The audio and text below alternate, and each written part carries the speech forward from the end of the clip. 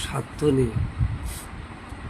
এই দুনিয়া হচ্ছে সবচেয়ে স্বার্থের জায়গা।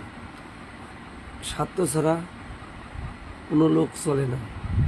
স্বার্থ ছাড়া মানুষ এক ধাপও চলে না। প্রতিটা লোকের মধ্যে থাকে তার স্বার্থ। আপনি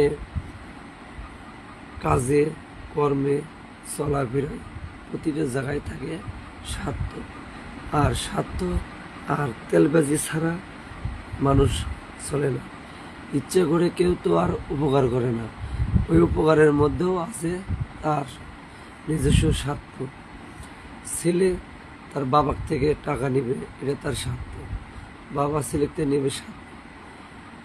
বাবা মা, আপন বাবা মাও কাজে যদি এক মাসে আপনি টাকা না দিতে পারেন বেতনের, তাহলে দেখবেন যে আপনার বাবা মাও আপনাকে পরের মাসে কথা বলবে না।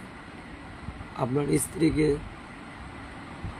সঠিকভাবে ভরণ পোষণ না দিলেন 2 দিন বা 4 দিন আপনার সাথে কথা বলবে না। আপনার নিজের যে সন্তান, তাকে যখন কিছু চাইছে তাকে দিবেন না, আপনার সাথে কথা বলবেন না। এটা হচ্ছে কি, প্রতিটা জিনিসই তার সার্থকতায় চলে। একটা গাছের